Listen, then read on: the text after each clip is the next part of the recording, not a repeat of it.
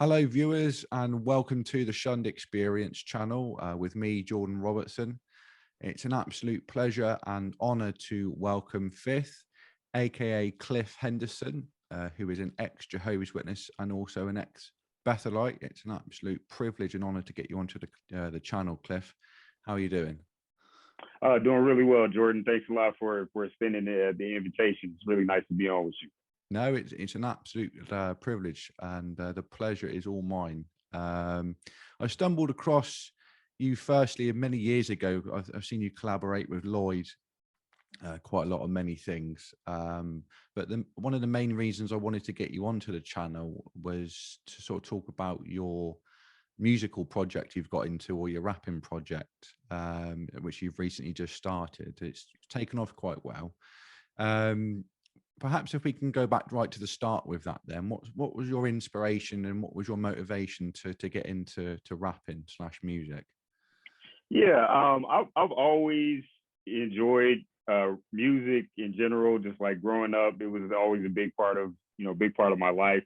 Rap music is something that I kind of got into on my own when I was maybe 13 or 14. I had a cousin that actually burnt me a copy of what some would consider a classic Jay-Z album. It's called The Blueprint. Mm-hmm. And I remember after I kind of listened to that, I would walk to school and just be listening to that. And I just kind of really fell in love with the art form. And that was probably when I started, I didn't even make it a goal of mine necessarily to make music or write raps or anything, but it just kind of came naturally. So it was just something that I always, I just always liked. Now, obviously, if you put the backdrop of being a Jehovah's Witness, it wasn't anything that I thought, no matter how good I could have gotten, it wasn't something that I thought that I could pursue as a career. It didn't even cross my mind because, I wanted to go to Bethel. I've been wanting to go to Bethel since I was, 11 or 12 years old. So, anyway, it was just something that I did that I just kind of enjoyed, and I would just kind of make songs here and there, just like for my own entertainment and stuff like that. And once I left the organization, that's when I, maybe a couple of years after I left, that's when I decided to just take it seriously. I realized that I didn't really have anything stopping me at that point anymore. It was just a matter of, just going ahead and doing it. And I'm really glad I did. Yeah, shackles are off essentially, really, aren't they? So yeah. So for those who don't know, could you give us a brief sort of overview of some of the content of some of your songs that you've recently produced and written? Yeah, so there are songs, I would say, like my first song, which is The Cost of Doing Business. That is a song where I really just describe the process of being raised as a Jehovah's Witness, coming to the conclusion that I didn't agree with the teachings, and then the shunning that I experienced, is where there's my family and, trying to approach my parents and kind of tell them that, hey, I've come to this honest conclusion, and kind of the reaction, that I received and that a lot of us received. So that's Cost of Doing Business. And I just recently, my most recent song is a song called Real Life. And in the music video, I basically reenacted what I think is one of the worst scenes that one of the worst pieces of video propaganda that the organization has ever put out. It's been kind of nicknamed the shunning instructional video or something like that by a lot of ex-Jehovah's Witnesses. But, if the audience is familiar with it, it's basically when the girl is disfellowshipped and she's calling her parents and her mom looks at the phone and doesn't answer and puts it back down, that kind of thing. So I thought that was such a terrible video that I decided that I would reenact it in my music video, and then just end it in a different way, right? In their video, the girl, because of her parents not talking to her, she comes to her senses, right? That's the way that they would spin it, and she goes back and she becomes a Jehovah's Witness anymore, right? Now, for me, that's just not an option for many reasons. Like, I just don't believe it. It's against, I actually think there are a lot of their practices that I really find atrocious. For example, the shunning and the, their stances on blood transfusions and things like that.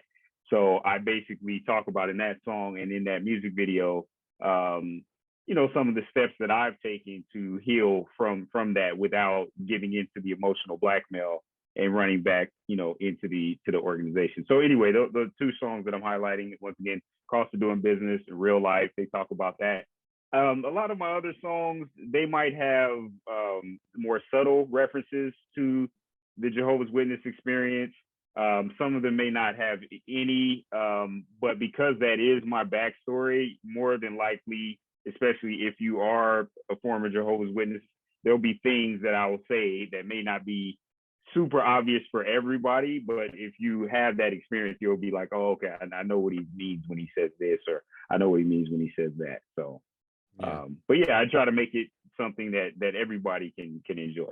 Yeah, no, it's certainly an interesting spin on the propaganda that the organization put out. Obviously, quite a popular form of activism is right.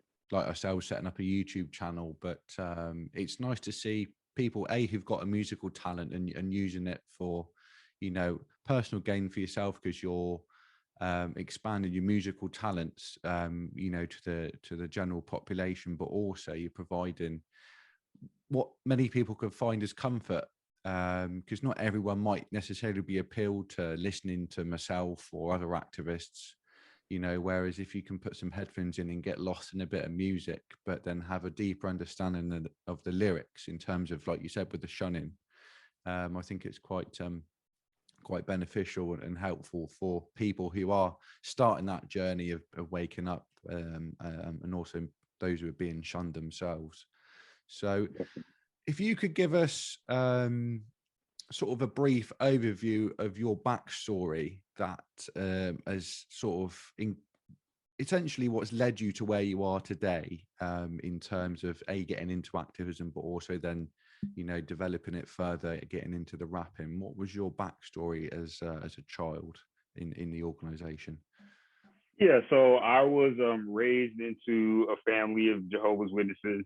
My mother was baptized when she was 7, and my dad was baptized when he was 17. So by the time they got married, both being like in their 20s, they had already been baptized Jehovah's Witnesses for years. And then I'm the 4th child, right? So all 3 of my older sisters, they were all raised in it, and most of us, there's 5 total because I have a younger brother also, and we all got baptized. I got baptized at 9. I was the youngest one to get baptized out of family, and then I had 2 of my sisters who got baptized at 13. One of them at 11. The other one is my brother is 16. So and he was for somebody to be raised, especially in our family, and not get baptized till the age of 16. Was kind of he was kind of looked at like, what's wrong with that one? Why won't he get his act together and get baptized at 12 or 13 or whatever? So that's the kind of family background I come from. It's very devout, very rule following. My dad was an elder from as far back as I can remember. He's still an elder as far as I know. I haven't spoken to him in a few years, but I have no reason to believe that he wouldn't be. At one point, all 7 of us were regular pioneers, all 5 of the kids, and then my parents, we were all regular pioneers. I have my brother and sister went to the Dominican Republic to evangelize there.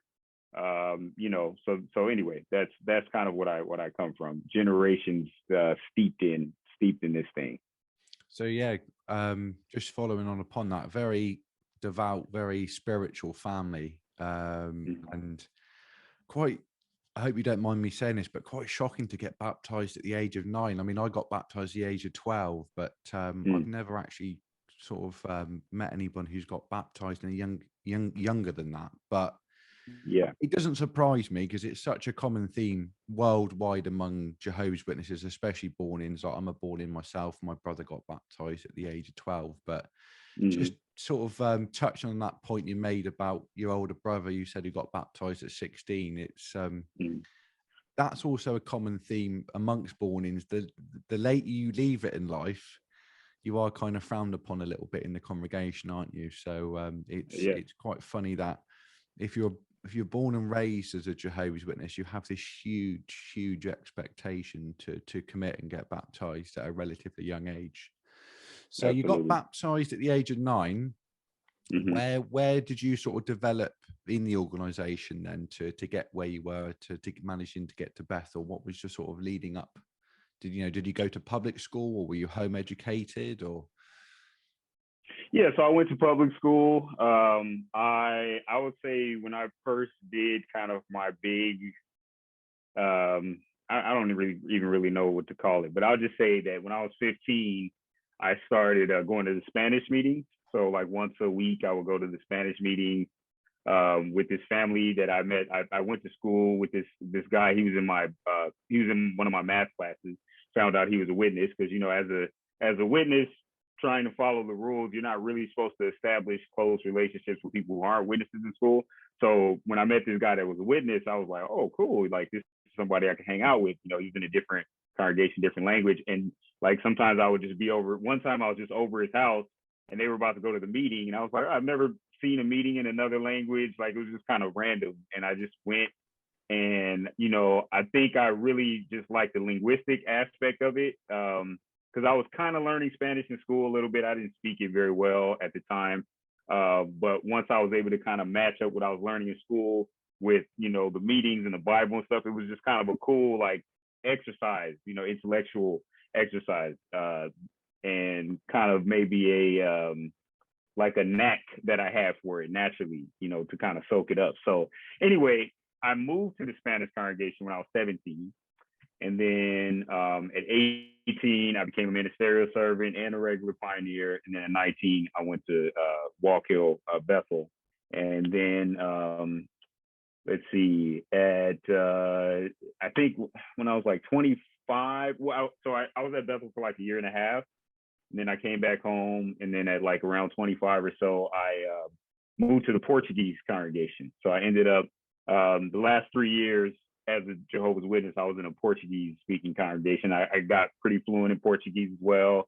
Wasn't an elder, but I was like conducting the congregation Bible study. Like, I had elder like responsibilities mainly because I was able to speak the language better than some of the elders, you know, who were just learning it a little bit more slowly and stuff like that. So you know, going around giving public talks in Spanish, English, Portuguese, like I was completely, you know, all the way in it, pretty well known in my area.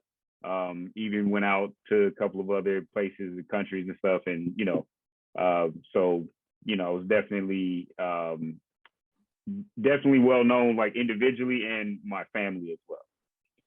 So, yeah, for someone who's been to Bethel, especially in the States, I've never had the chance to actually sort of gain an insight what it was like at Bethel. So in your 18 months at Bethel, what was the environment like?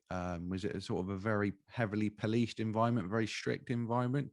Do you sort of just elaborate on what it was like to be at Bethel for those 18 months?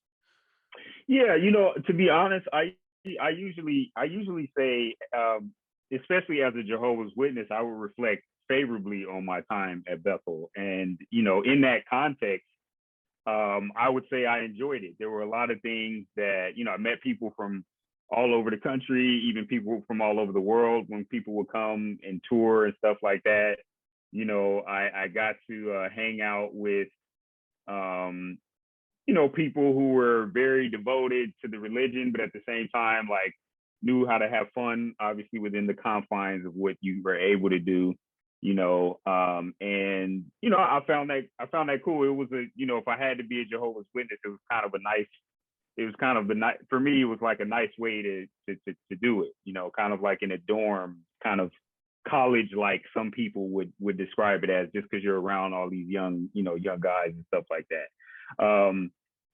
Obviously, looking back on it now, having left the entire, you know, religion, I'm realizing just how regimented it was, and just how much things were controlled. It probably didn't stand out to me as much as at the time, because I was really excited to just be at Bethel basically the whole time. You know, I was just trying to soak it up as much as I could. But yes, it's definitely stricter than how it is just in general. Like, for example, I always kept my hair very short, and you know, there's a whole thing with like, it's changing a little bit now, but like shaving your head bald is kind of frowned upon. At least it has been over the years. And so just in a lot of congregations, like culturally, it's, you know, it's just kind of frowned upon. I remember we had a circuit overseer one time when I was younger come through, and he said, if you have 3 hairs on your head, comb it over and make it work. Don't shave it and be worldly, because it looks like you're trying to imitate Michael Jordan, you know. And then next thing you know, you got all these young guys walking around with the, you know, with the donut, which, if that's what you're into, then fine. But this is like something that basically the circuit overseer and the elders were saying, this is what makes you look more spiritual, right? So anyway, fast forwarding to Bethel, you kind of see where that stuff kind of came from. So, you know, at Bethel, you know, they didn't want you with these short haircuts. You know, the way you dress is, you know, there's stricter guidelines around how you dress. And, you know, there's definitely like a hierarchy, like an oversight and different things like that. And, you know, if you come in as somebody new, you know, there's kind of unwritten rules that you kind of have to abide by. It's very, very interesting. You know, you kind of, when you're there, you kind of realize any notion that you have of like, this is all Holy Spirit, will probably kind of go out the window a little bit, or you'll get like a little bit of a more down to earth view of what's going on, and realize a lot of it is like who you know.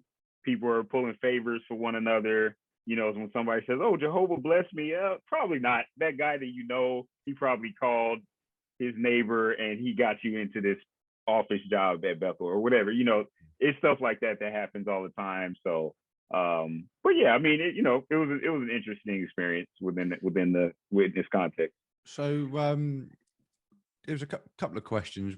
One, what department did you actually work in the Bethel? Yeah, so I was working in the printery, specifically in the shipping department, and I was doing.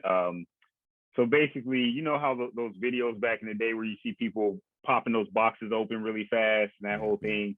We actually used to kind of like when oversight wasn't looking, we would do like little what's it called, like competitions to see who could pop the box open the fastest. You know, we had extra time. But anyway, that's what I was doing, basically doing that and then going around picking up the literature. So like when we get like a literature request from a congregation or from an assembly hall or whatever, and we basically just have to fill that order.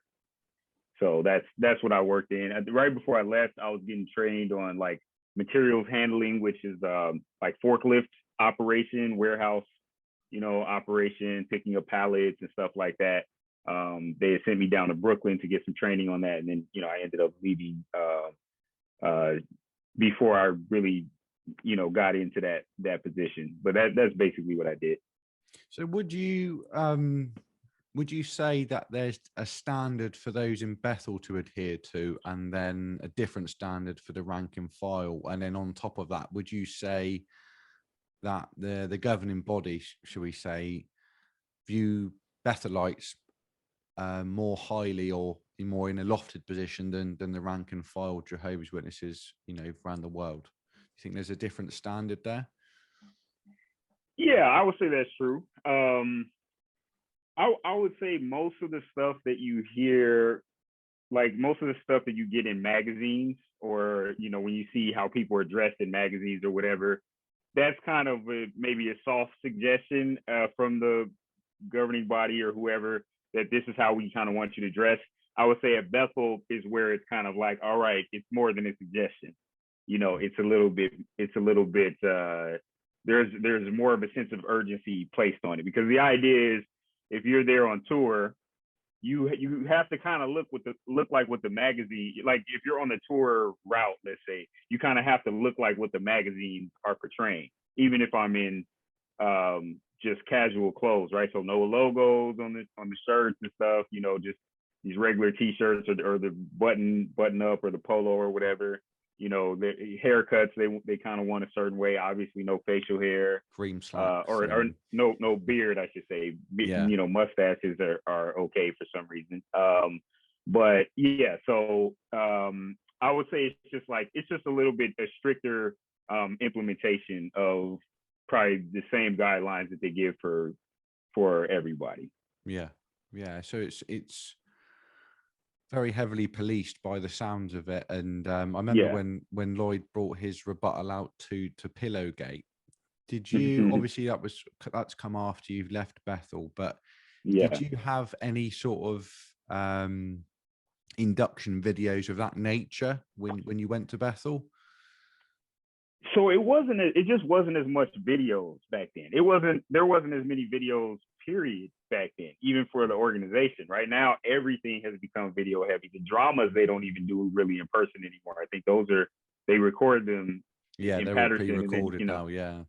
Yeah. So this emphasis on videos is very recent. I will say that there were definitely talks. There's something called entrance school when you first start at Bethel, and they'll have talks that basically try to scare you into confessing something if you've done anything. It's like, this is Jehovah right now asking you to confess that thing that you've been hiding. It's like they want to shake everybody out as soon as you first get there. And I remember a talk like that this brother gave. He's like, I'm gonna give a talk, and it's gonna be about basically if you've done this, and you just have never come forward to the elders, and somehow you made it here to Bethel. He's like, every time I give this talk, I always have 3 or 4 young brothers come up to me crying, confessing, blah, blah. So if that's you, this is Jehovah, like, and it's super like, psychologically abusive. It's just crazy now that I think about it. Because then you're sitting there, you're thinking like, oh man, there was like when I was 17, I did blah. It's really Start just a questioning terrible yourself, thing. I suppose, don't you? Yeah. Exactly. And ironically, that's actually why I ended up leaving Bethel after a year and a half. I basically came forward about something that had happened that I wasn't even sure how bad it was, kind of thing. Because obviously you don't have access to the book, to the elders book, so you don't really know. Okay, was this too far? As far as like whether it's hanging out with a girl or whatever. Should I be confessing this, or should I just be like, is this a judicial matter, or is this blah blah blah, whatever? So I ended up confessing something that had happened when I was a teenager, and I confessed it while I was at Bethel. And it was one of those borderline things. They're like, oh, we don't know how far it is, but they ended up deciding that it was bad enough to be a judicial matter, and I got reproved, and that's how I ended up basically going back home. So I feel like I like deviated from your question. I don't even remember Oh yeah. So the Pillowgate type of thing. So yeah.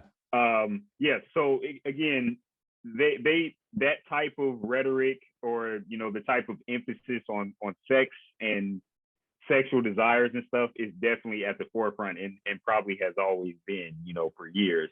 But yeah, I definitely, there's definitely a lot of emphasis on that. You're supposed to kind of snitch on one another if you think that your roommate might be doing something. You're supposed to tell on them. That kind of leads me on to my next question, actually. Cliff, did you, in your time at Bethel, did you ever come across anything fishy going on at Bethel in terms of not just people sort of trying to act normal in terms of sexual relations amongst one another, but also what was the atmosphere like amongst Bethelites? Was there ever a lot of disgruntled people at Bethel, or was it how the organization painted out to be? It's the perfect house of God, everybody's happy and jolly, or was it quite different behind the scenes of being at Bethel when you were there? Yeah, so it's kind of like, this is something that I've noticed throughout my time in the organization, right? You basically, whatever level you are in the organization, you can't let the people who are in the level, just below you or whatever, really know how you really feel. So for example, if you're an elder, you don't talk to the rank and file about how stressful it is to be an elder, or how demanding the circuit overseer was when he came and asked for these reports or whatever. Amongst your fellow elders, you may talk about that, right? And I think it's the same at like every stage. So at Bethel, it was the same thing. when we would get amongst ourselves, it'd be like, man, bro, this is crazy. This is going on, da, da, da, whatever. But when you go back home and you talk to the family, that's when you're saying, man, it's a privilege and it's a blessing and blah, blah, blah. You know, I would just say that, you know, there are definitely stressful situations. You have to work overtime sometimes. You know, they've kind of changed some of that now, but you know, it's not really too much in the way of breaks, especially for the young guys and the new guys and stuff like that. So yeah. Did you? Hopefully, I'm not sure if that answers it. No, it's it gives us a good insight. Did you ever come across what you would deem people on the edge of the organization / apostates in Bethel? Were there ever people who would sort of, you know, sort of say things and you'd be a little bit like, should you be saying things like that, or should you be, you know, questioning things like that? Or is it very much they take everything the governing body and everything they're instructed as gospel in Bethel? I didn't come across a lot of that, but whenever I did, like I remember when I kind of first got there and I was carpooling with this guy that, you know, like lived close to me. We went to the same congregation. He said something about Bethel is always doing this and it's really stupid and blah, blah, blah. And I'm kind of coming in and I'm shocked that, but again, that's between Bethelites. So like you can kind of open up a little bit, but me, I'm still kind of with these rose colored glasses on, you know? So like when I would hear stuff like that, it would be kind of surprising. But as far as people at the edge of organization, like really questioning things seriously, I never saw anything, you know, I never saw anything like that. No, I can't say that I have. So, what sort of led you to wake up? Essentially, obviously, you've you spent 18 months at Bethel, but then you mentioned you sort of confessed something which ended up you going back home. Yeah. Where were you at that point in the organization, and then what led you to wake up from being a Jehovah's Witness? Well, yeah, like so once I got back, you know how they kind of put you on a probation if you're reproved, and I was privately reproved. I assume your audience understands these types of terms. So I was privately reproved. So like not everybody knew that something had happened or whatever, but they do notice like you came back from Bethel, you're not a ministerial servant anymore. So like, you know, the whispers start to go around together, yeah, don't they? Yeah, exactly, yeah. So you know, they have you sit out for a certain period of time. I think for me it was like 3 years. After 3 years, you know, I was working hard the whole time to try to get back to being a ministerial servant and all that. So I did. I became a ministerial servant again. I became a regular pioneer even before that, you know. And like I said, shortly after becoming a ministerial servant, I went to the Portuguese congregation. So I was still leaving Bethel, and that whole situation didn't shake my faith or my conviction in the, you know, in this belief system actually at all. It really didn't have any effect. Now, again, looking back and I see how certain things kind of were handled, I'm like, okay, yeah, it's because there wasn't this Holy Spirit thing. It's just, you know, these dudes like, you know, making a decision on my life, you know, and I'm like scared to death because my life is in their hands. You know, imagine you got to leave Bethel. If I get disfellowshipped after this judicial committee, like I probably can't go home. I'm broke, obviously, because I haven't been making money at Bethel. I'm on the other side of the country. That's a scary proposition. You know, I know some people who went through that, and man, it went bad. It go, you know, you can imagine. So, but yeah, that's basically where I was at, and then, you know, like 3 years after joining the Portuguese congregation, I had a lot of questions that just kind of kept adding up that I've been trying to push down for years. And eventually got to a point where they just kind of surfaced, you know. I stopped going to the meetings for a couple of months. You know, I didn't do any research or anything because I was still scared of so-called apostates. So I didn't look up anything. But I basically, while I stopped going to the meetings, that's when I, you know, wasn't following the rules as much anymore. You know, I started hanging out with a girl. It was like the only person that I could kind of talk to about things, and she wasn't a witness or whatever. I ended up feeling bad, and then I called the elders and said, "Hey, I've been hanging out with this girl, and I've been having these doubts, and I'm just confused, and blah blah blah." And basically, all they heard was, "You've been hanging out with a girl," So they just focused in on Straight that. away, yeah. The rest of what I said didn't really So matter. predictable. Yeah, so that was it, and I got the disfellowshipping penalty. So basically, I kind of say that when I don't know how weak I can say I was when I got disfellowship, because I didn't know anything. I just had my own internal, like, man, something's off. That's how I got to the point of getting disfellowship, is because I just was like, I can't go. Like, I was trying to go to meetings, and like I couldn't stomach it. Like, something just wasn't sitting right with me. After I got disfellowship, that's when I said, okay, like, I'm gonna start going back to the meetings now regularly. Maybe I was just off, or maybe this girl was hanging out with the girl was confusing me or whatever. And it didn't take long. It took like 2 weeks, and I was like, it's still here. Like, something's still wrong. And unfortunately, I'm disfellowshipped already, but I might as well do my research now. I mean, I don't have anything to lose, right? So it was the scariest thing in the world. But I went on Wikipedia. I started Wikipedia. I ended up, that took me to crisis of conscience. It was like, little by little, I was doing things that were, this is scary. Okay, well, let me take this one more step, blah, blah. Ended up watching a bunch of Lloyd's videos and Critical Thinker and a bunch of other, videos. I read Captains of a Concept by Don Cameron. I read Combating Cult Mind Control by Stephen Hassan. And, basically it didn't take long. And I devoured those books very, very quickly. And it became very clear to me that this is not what I thought it was. And this is actually to me, it's a net negative. Like, this whole thing, I look at how it's affected my family, how it's fragmented my family. My grandfather was disfellowshipped. He finally came into the organization after his kids had been telling him, like, "Dad, come on, you got to get baptized." He's like, "No, that's you guys' thing." He finally came into the organization, and he gets disfellowshipped 6 months later for smoke, because he couldn't stop smoking cigarettes.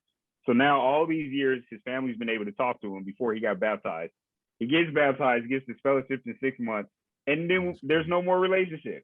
Like, this is, I sit back and I think about this kind of stuff, and I'm like, wow, it's had so much control over our family, and I think that's part of the reason why I'm taking such a decided stand, especially since I have a son. Like, we need to draw a line in the sand. Like, not just that, well, that's their thing and it's okay, and I'll go drop my son off with my parents so they could possibly indoctrinate him, take him to the meetings, and I'll just kind of be the quiet disfellowship. And no knock to anybody if that's what they do, but I just, for me, again, I feel like this has had such a damaging effect on my family, my extended family, this religion, shunning, and all of this stuff, So anyway, so that's basically, how I got free mentally of the organization. And then maybe 6 months after that, I decided to put a video out, just telling my own story. After I saw thousands and then tens of thousands of views, I was like, okay, maybe I should make another video. And I made another video, and now, like, 40 or 50 videos later, here we are. And then after that is when I decided to start doing music. Totally. So that's basically, how things have gone for me. Yeah, no, it's quite a story you've got there, to be honest. I totally agree. I mean, just listening to you sort of relay that process, it became quite evident through you examining those books. You discern quite quickly that Jehovah's Witnesses are a cult and not a religion. I think that's quite important for the non-witness viewers of the channel. If there's a point I want to get across to people, is this is the level of control this religion or this cult has upon you, but also taking it out of that category of religion, and it is a cult really, when you sit back and analyze it and use critical thinking skills, and even, like you're saying, how it controls your family, even what happened to your grandfather.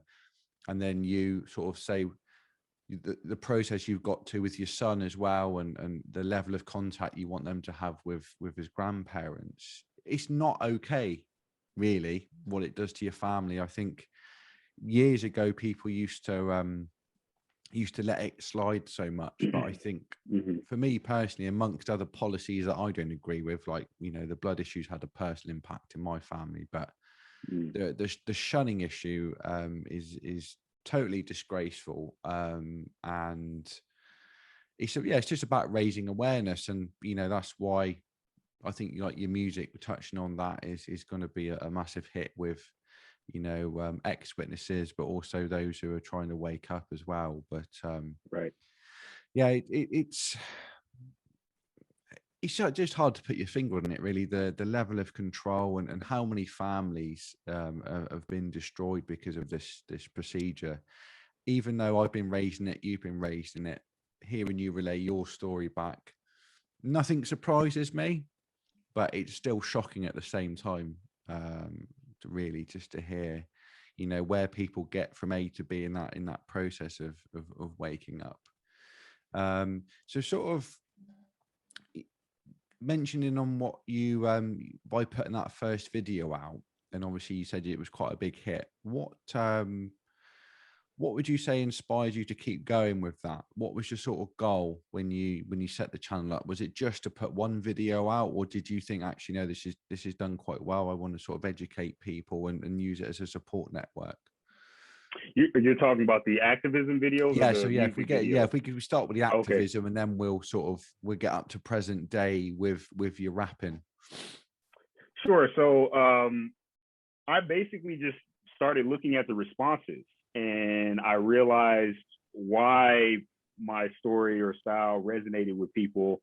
And I felt like I did have something valuable to add to this conversation, right? To this whole ex-Jehovah's Witness thing. So, you know, I think the way that I try to do my channel or run my channel was, I wanted to set it up so that it would wake up somebody like me, so to speak, right? So, for example, if I was kind of teetering on the edge between belief and disbelief, and somebody put a video in front of me that, like, let's say, had profanity in it or something like that, right? Obviously, it's different now with the music, but just talking about the activism, you know, I wanted to make sure I was delivering it in a way that you couldn't really find too much fault with it. I'm going with, you know, I'm basing it on things that are written.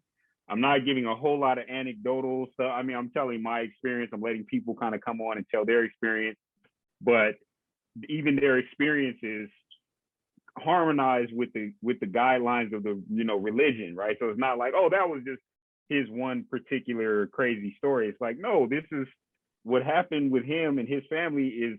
That's how it's prescribed. That's how they want you to do it, you know? So that was what I always, you know, strive to. I didn't want to get into any of the beefs, any of the back and forth. Like, sometimes that happens between activists, which I think is unfortunate. And, you know, I said, that's the last thing I'm doing. All I want to do is put out some factual information.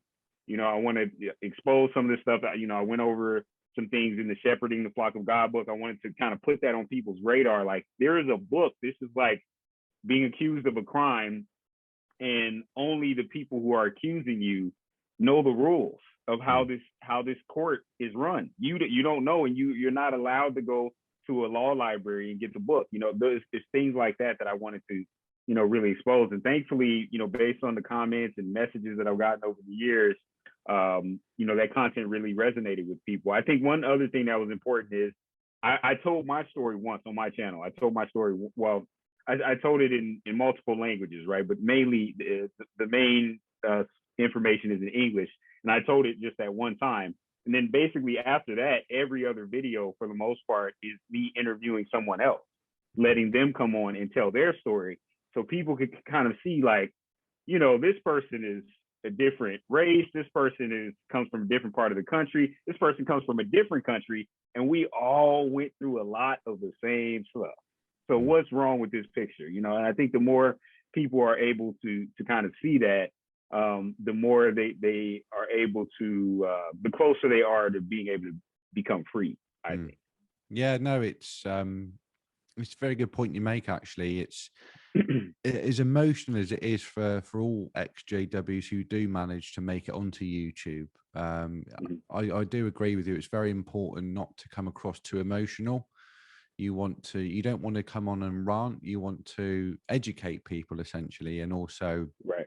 like you said, say you'll have your story, get that off your chest, but by getting other people onto your channel, and I'm experiencing this, I've had a few different people on so far in the short time that I've been going. It shows to people from outside the organization, and even PMOs who are watching, it's not unique to one or two people. It's a worldwide issue that we're all dealing with. And I liken it to, we all ride in the same storm, but we're all on different boats essentially, so we're all got that goal to wake up, but we just get there slightly differently to other people.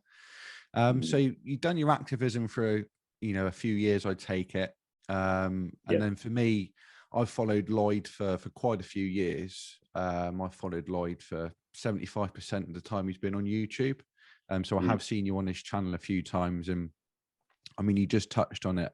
I think one of the my personal favorite videos you did when you collaborated together was the dissecting of the Elders book. I think it was 2.5, 3 hours long. I can't remember how long it was, but I was absolutely fascinated, by that, because my dad's an elder himself, and I remember, there would be times he would leave the Elders book on the briefcase, and I'd get quite close to it, and then Dad would be, he'd guard it with his life. Essentially, he would rather me get run over by a bus than pick that book up, and just to see the level of content in there, and the policies they've got on so many different things was a real eye-opening experience for me personally.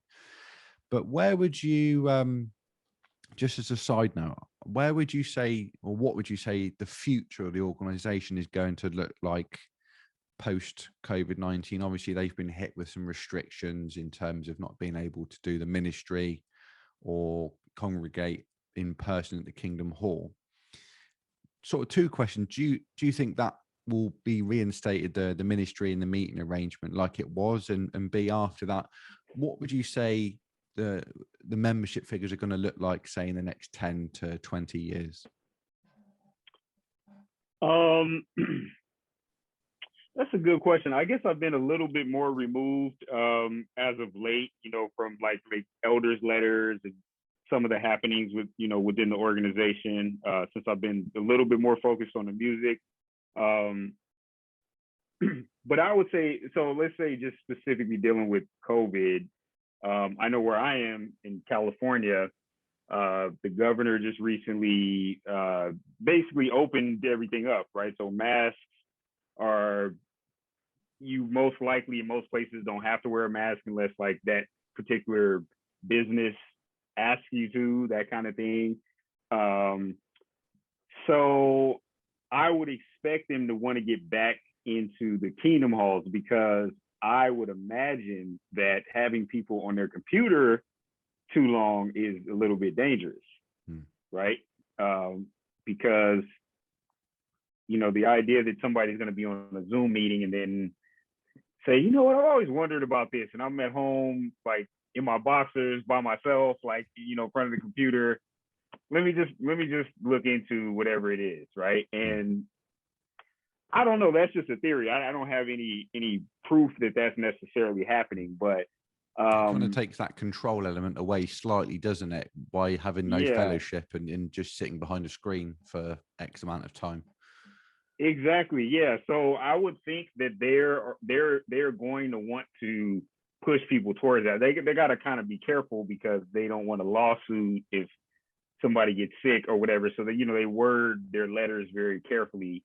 Even with dealing with the vaccine, you can see how they're trying to kind of walk a fine line. But anyway, I think that will be a focus, getting everybody back in the Kingdom Halls, getting the evangelizing, back.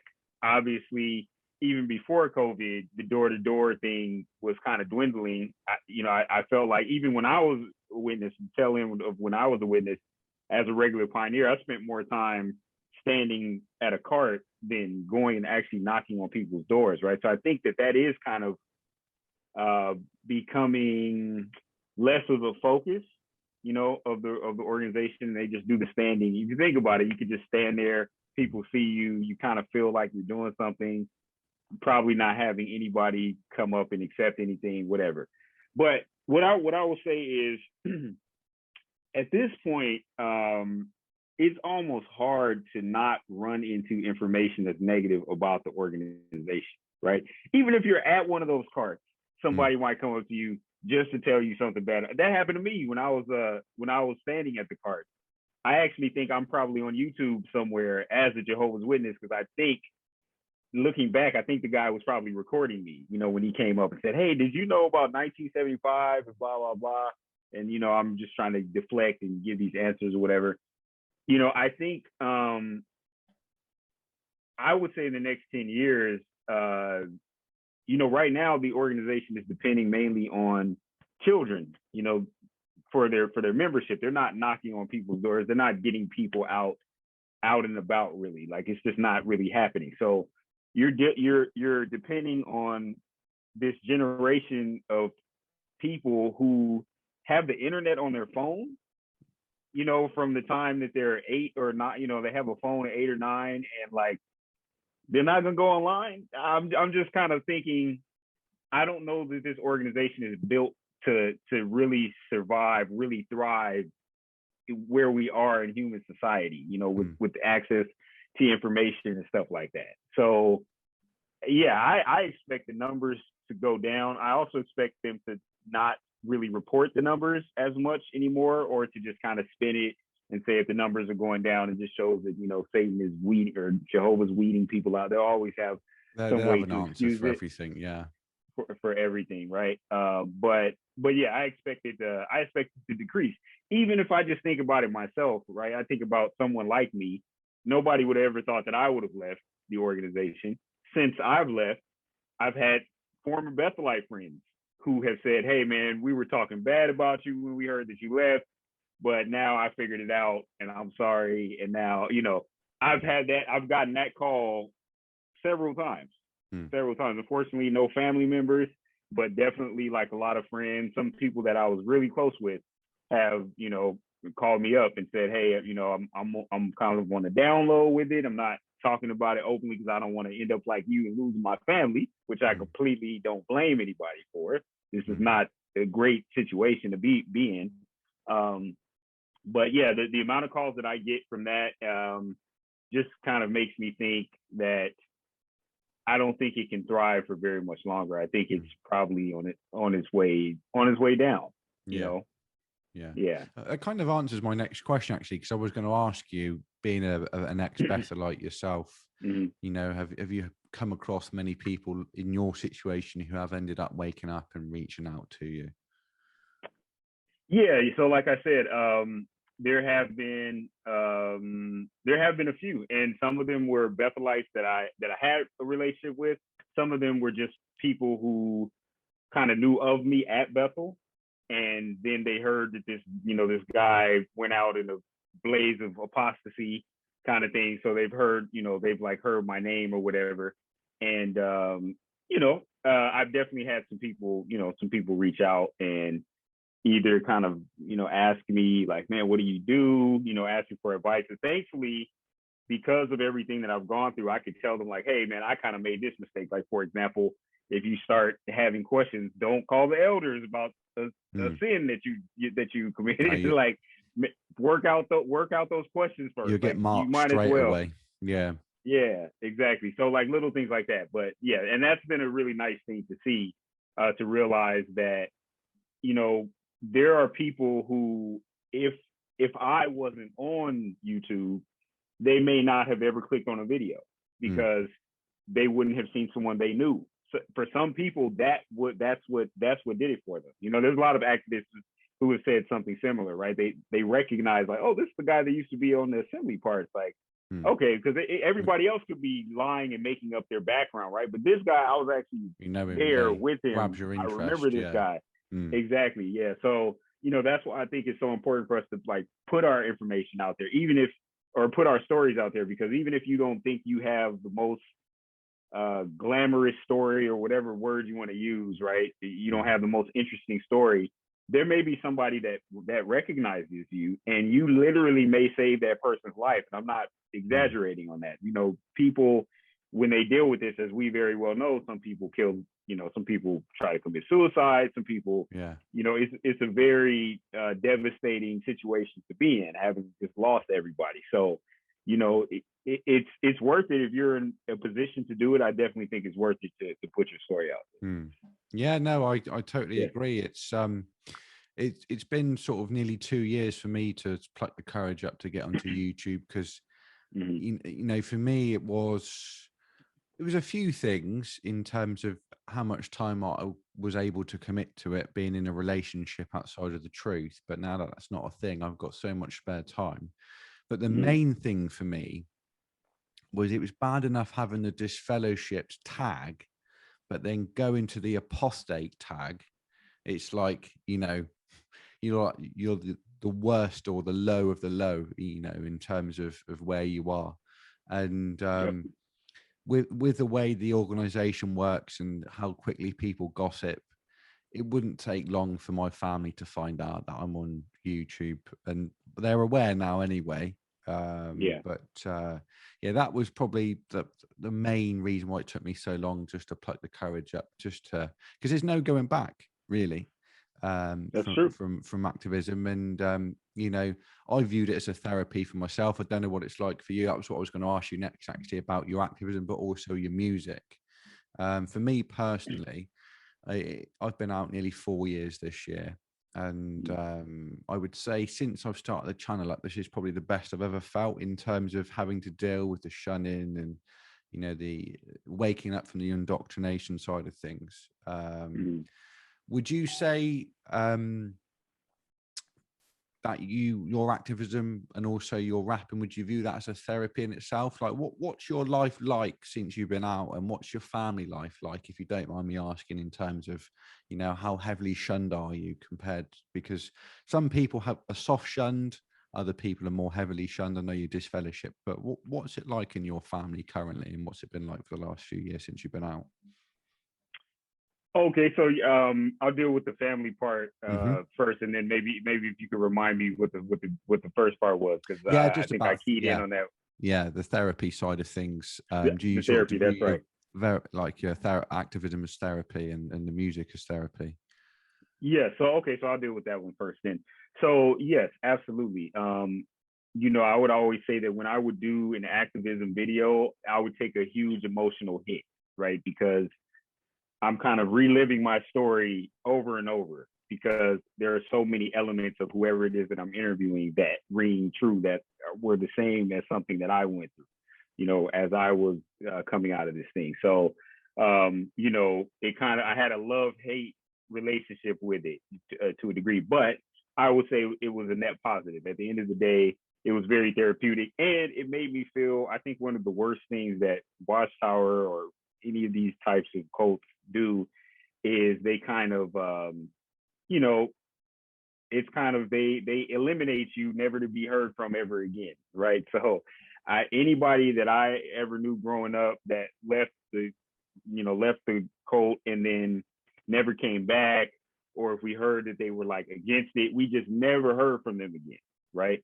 So this is me feeling like I'm taking my power back. I'm not only making you hear my voice, I'm giving other people a platform who maybe don't have a platform, but I have a big enough platform that they're going to feel empowered, because now they're speaking to thousands of people, you know?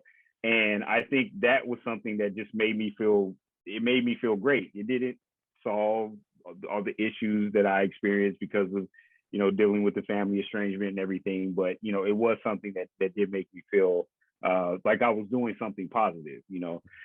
In terms of the family estrangement, I mentioned it in my most recent song, that song Real Life, where I say, you know, my father still has not met my son. So, you know, my son's about to be 2 years old. You know, he hasn't met any of my siblings, you know, my parents. He's met like a cousin, because I have a cousin that's like was never witnessed. So it's basically she can kind of talk to both sides kind of thing. I think that's how my parents ended up with a picture of my son. It's just the whole thing is a little bit, the whole process is kind of strange when it comes to that. But no, I'm completely completely cut off from the entire family. And there are even people who are not Jehovah's Witnesses exactly in my family, but who are, raised around it and at least kind of have a respect or a reverence for it. So they don't even like the fact that I speak against it because they feel like it's disgraceful for the family, that it's, they kind of look at it through those lenses. They never, especially if they weren't baptized, they've never really felt the brunt of this shunning thing. And it's always been kind of watered down. Whenever it's talked about, it's always watered down. So, it's kind of an interesting situation, to be in. But yeah, I'm definitely I'm cut off from everybody at this point. Yeah. I mean, yeah, I can totally relate and understand how you feel. And even though it doesn't shock me, it's not nice to hear. So sorry to hear your family's like that, especially, you've got a young one who's approaching 2 years old and hasn't met his grandfather, which is incredibly sad. Mm-hmm. And even though you've had all of this to deal with, it's a question I sort of ask everybody who is an ex-Jehovah's Witness who has come onto the channel. And I'm sure I know the answer to it, but I always like to ask it anyway for the viewers, especially targeting the PMOs. Are you much happier now, or are you happier being outside of the organization, or would you say you're happier as a Jehovah's Witness, even though your family has come at as an expense of where you are today? Oh, it's a no-brainer for me.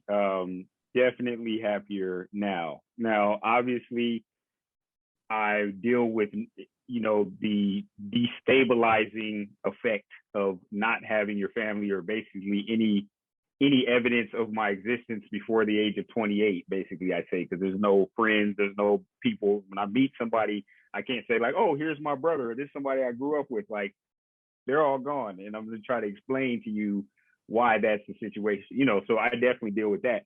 But at least, being a witness for me was extremely frustrating because it was like, okay,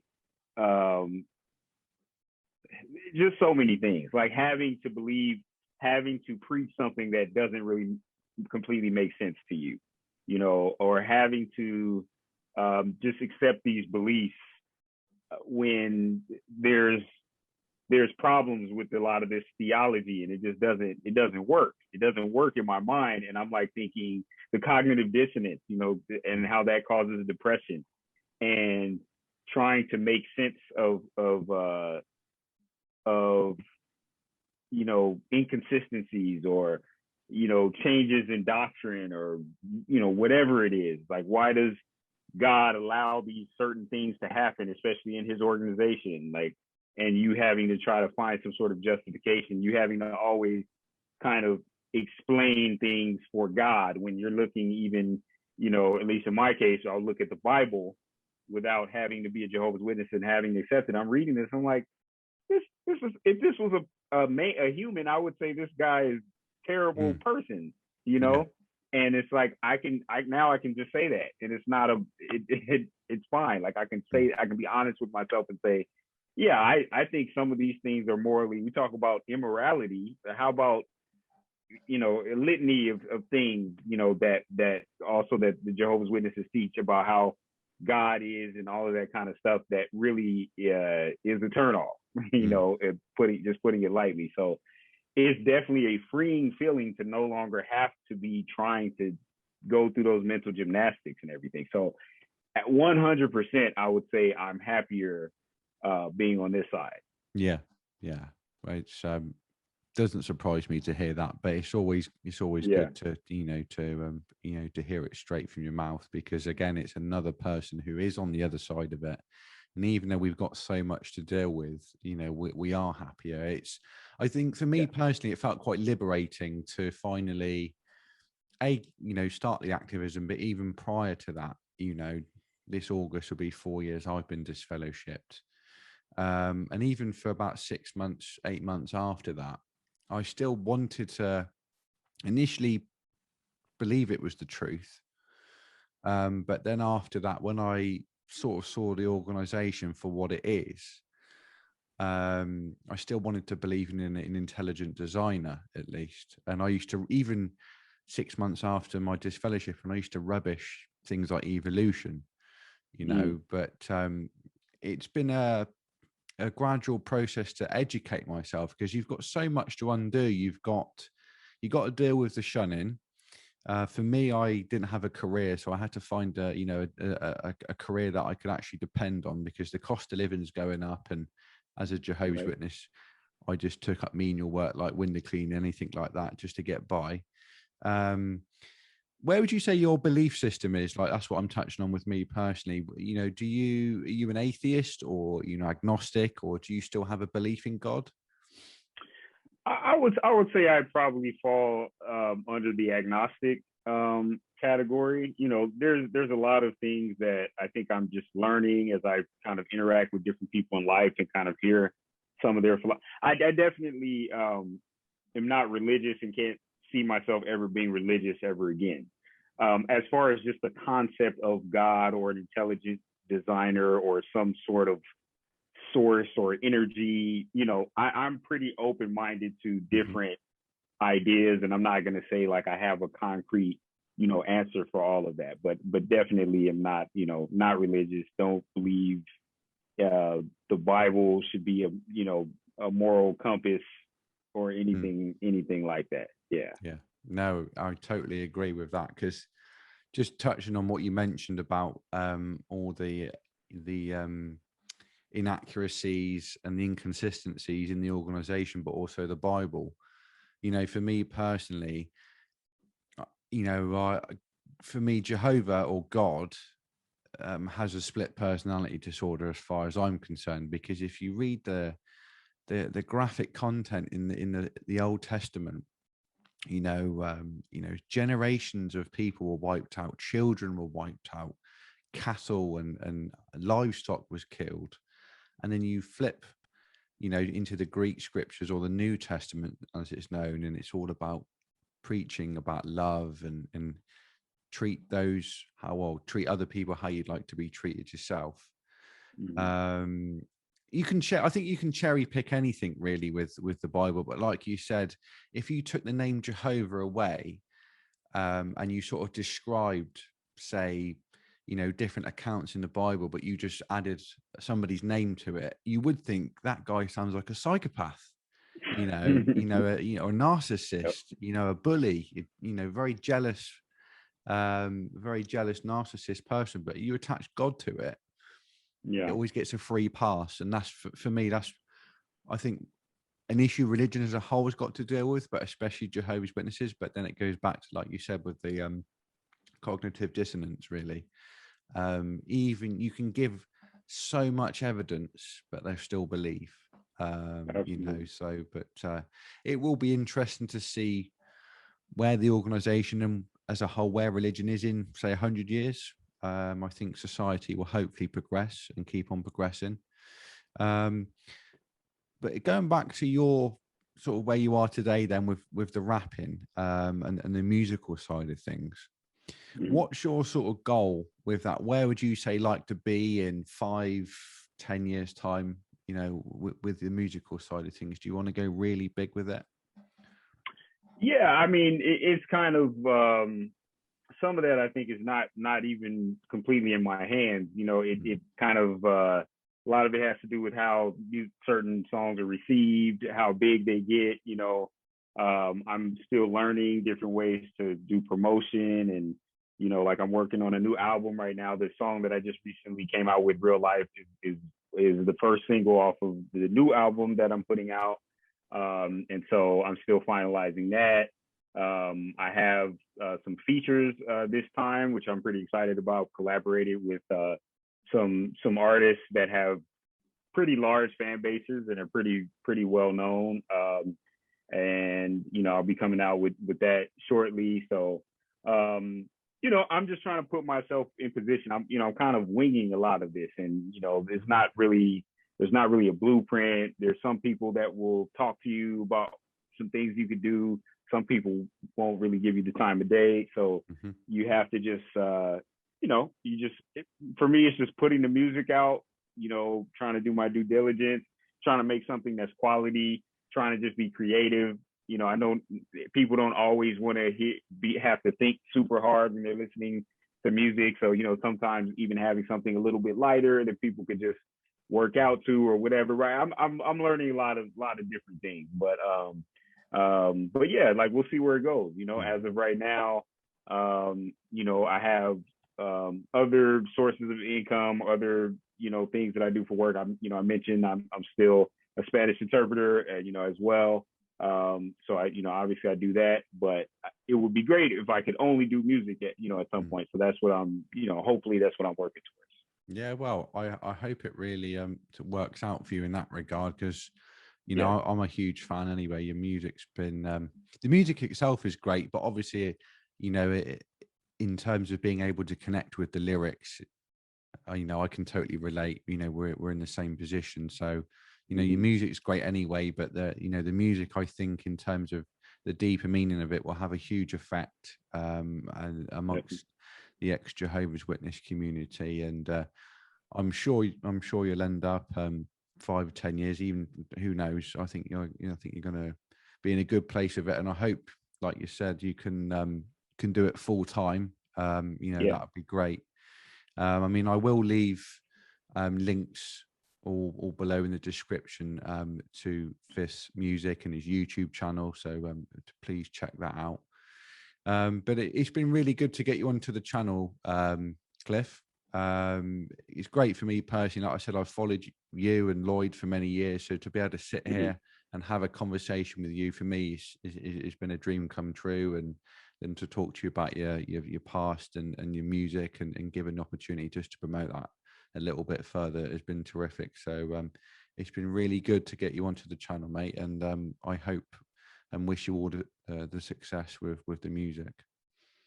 Thank you very much. It's been a privilege for me to be on with you once again. I appreciate you, definitely reaching out and what you're doing. You're adding a very important voice to the XJW community as well. So, definitely, hopefully you keep that up and keep helping people. I'm sure it's something that people really appreciate. Yeah, thank you very much, Cliff. I do appreciate that. No thank you very much for watching, viewers. Like I said, please check out the links to Cliff's or Fifth's music below, and all of his links to his YouTube channels. Please like and subscribe also to the Shunned Experience and also to Fifth's channel. Thank you very much for watching.